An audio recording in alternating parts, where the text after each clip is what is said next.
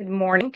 Um, Today, I just wanted to answer some questions that I got last night after the video that we did on Meaty Mondays, Fierce Felines.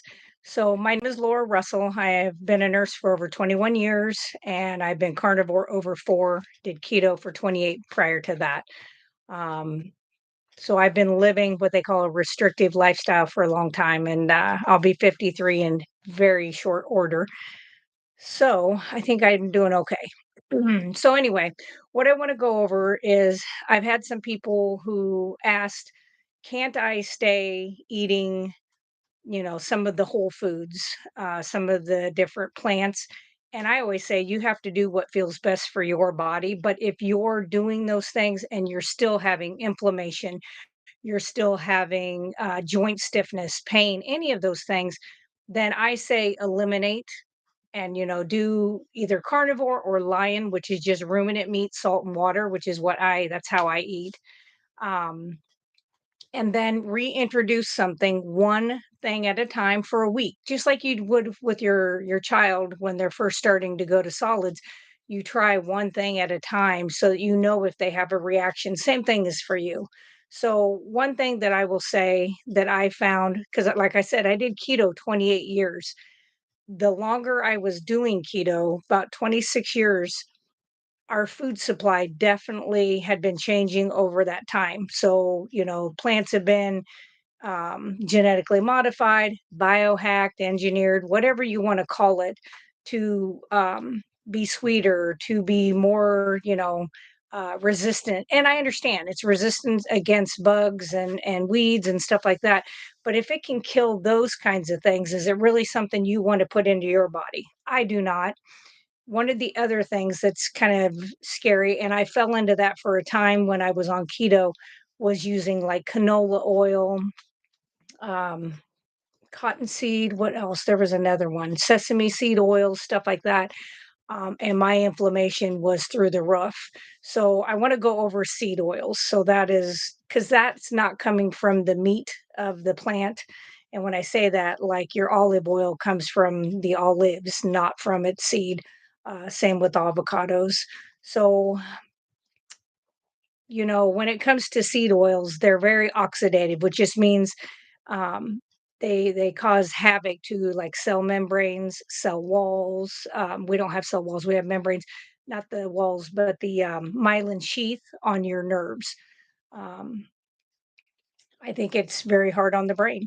If you've known anybody that was vegan for an extreme long time, their thinking processes sometimes are not the greatest. I have never met somebody that was vegan for 25 years that was super sharp and quick on their feet and stuff like that. So let's go over some of the reasons why. So seed oils, what they do when they get into your body is they cause oxidative stress, and they really, really go after they oxidate LDL. Okay. So that is one of your lipids that you need to be.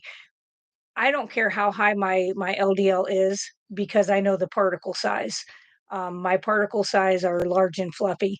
When you take in seed oils, they fraction those LDLs, which misshapen them. They make them small, break them down. They're just little pieces, and so that's what's trying to tumble through your bloodstream, which then gets caught in your blood vessel walls. So when you get that, you have a cascade of events that happen. You have damage in your blood vessels, some cholesterol, like your triglycerides, go there to start the immune process of healing. Then you have these fractionated LDLs go tumbling down, they get stuck. Then you have blood, your blood products, they'll get stuck. Then you have proteins that are coming to, help, and they get stuck. And then you get calcium. And that just will keep repeating until you do end up with a blockage in those arteries. But it is not from the LDL that is large and fluffy. It is from this fractionated, which I truly believe the majority of the damage to the LDL is from your seed oils, from the oxidative stress of those. Um, Things that it can lead to are metabolic syndromes, um, and diseases. So most of the time with those, you're going to see low HDL, high triglycerides, high blood glucose, belly fat, and you're going to see high fasting insulin. Um, and that is just because of the damage that the seed oils cause. So they also go and they can affect cell, like I said, cell membranes, especially of the brain. You know, the brain makes its own cholesterol, but these can damage and go across. I mean, you have a blood-brain barrier. You know, blood does get up to the brain. Retina, excuse me. Retina is something in the eye that is very important. And, you know, I've seen a lot of younger people having retinal detachments that don't have like the high blood pressure. They don't have an injury. They just wake up and they've had a retinal detachment. And that seems odd to me. I mean, that's not something we used to have. We didn't have tons of macular degeneration. We didn't have everybody needing to go have cataracts removed. Yeah, it just seems like something has changed. And these people were not sitting around eating the carnivore lifestyle. They were eating low fat, following what they had been told to do by nutritionists and doctors and commercials. And they're getting sicker. So I always use common sense, I guess is what you would call it. If I'm doing something and it's not giving me good outcomes, I'm going to change that because I'm not going to expect that all of a sudden it's going to get better when I'm doing the exact same thing. So, one of the things that these seed oils cause is it's called HNE. So I always say trust but verify. Go look these things up for yourself. It's easy to do out there. I do not use Google at all. I use a DuckDuckGo. There's some other search engines that don't follow every single thing that you do. So I would go out and look at that. But HNE is very toxic. It has been known to cause cancer, neurogenic changes in brain, and the influx of that really increased between 2000 and 2010 by over 135 times. That's massive. So, you know, that's when the seed oils were really being pushed. And if you turn over any box of crackers, anything of cookies, um, I haven't looked at the back of bread in so many years. I don't even know what's in there and I don't care. I don't eat it. I wouldn't even give it to birds, so I just don't do it. But I would just say look at your labels to see. Seed oils are industrialized. So if you're somebody that knows anything about cooking oil and car oil and things like that, same thing. You know, it's been industrialized. It's been heated multiple times, high heat to break things down. It's had things added to it like chlorine and bleaches and different things so that it takes out smells and colors. Um, the thing that's really scary is it is in everything. The other thing that is really high that it's in is salad dressing. So if you're eating a salad dressing and you're like, oh, I'm doing so good for myself, like I would never do a low fat dressing anyway because then it's just high sugar. But you know, you feel like, hey, this says it's full fat, so you think you're doing good, but it's the wrong kind. It's seed oils that are in there. And I promise you, if you could even just cut out the seed oils in the way you eat, I think you're going to notice a big difference. So instead of using like your seed oils, if you're going to make your own salad dressings, you could use avocado or olive oil. I've never tried it with tallow. Of course, it's going to solidify in the refrigerator, but you could make those. You could add vinegar if you're able to do some spices, add some spices, and you can make those up right at the time.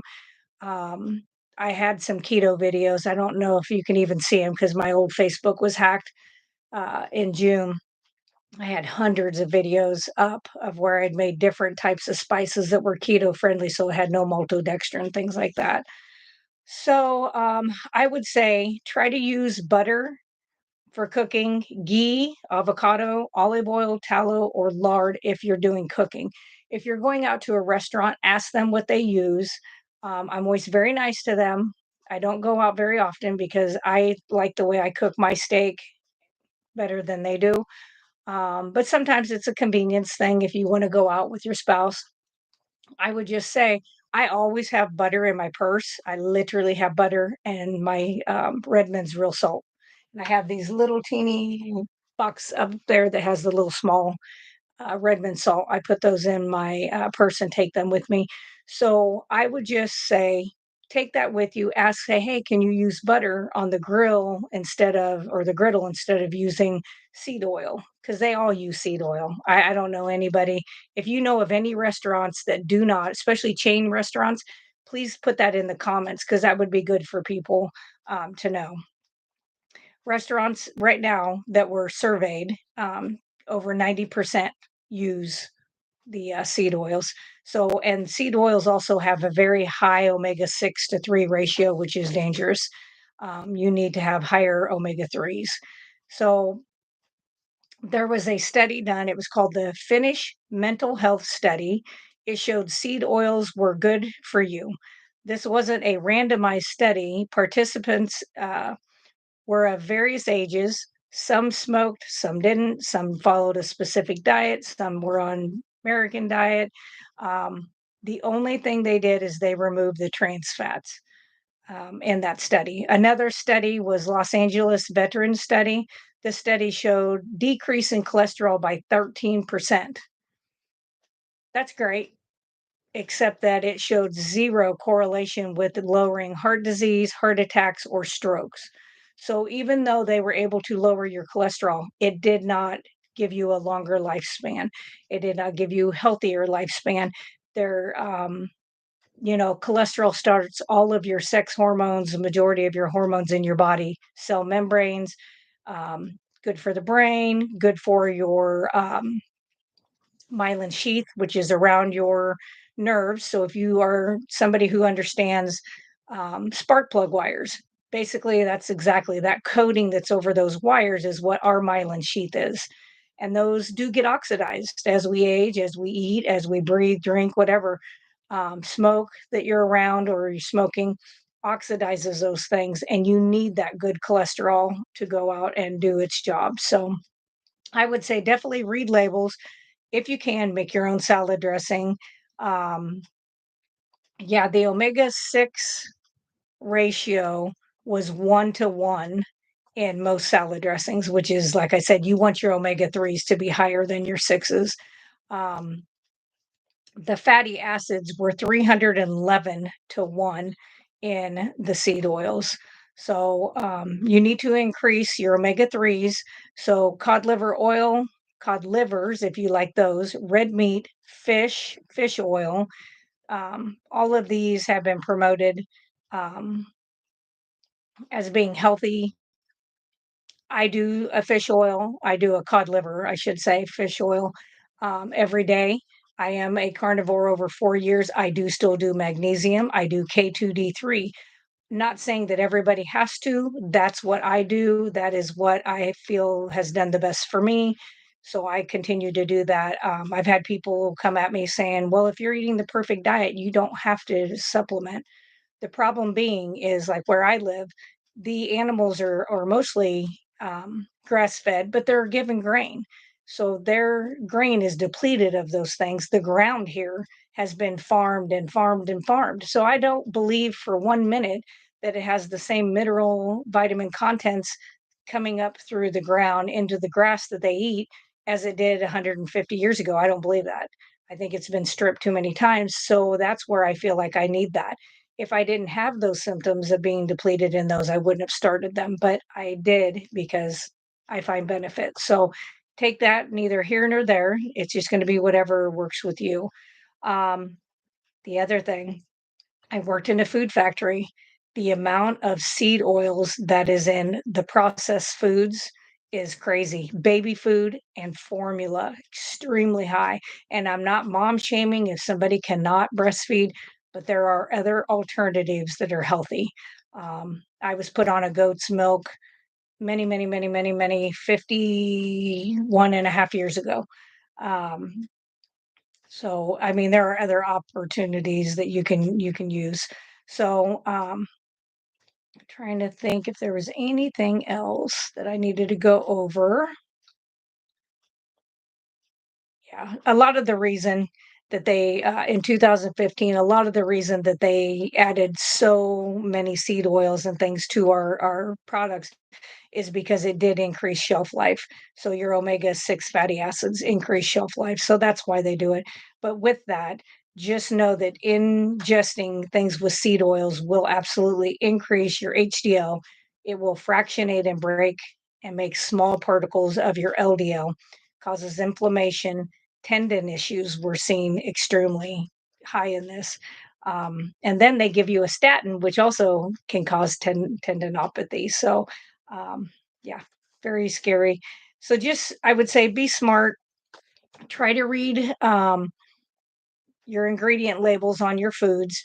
If you can't pronounce it, or you have to look it up, or have a chemistry degree to do it, it's probably not the best thing for you. So, I would just say try to stick to whole foods.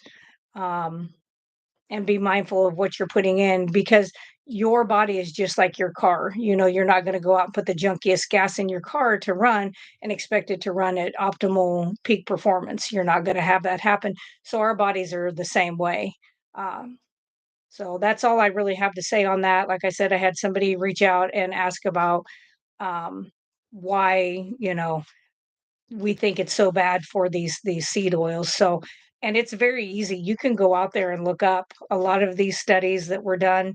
The food chemists that were brought into these factories, these food factories, to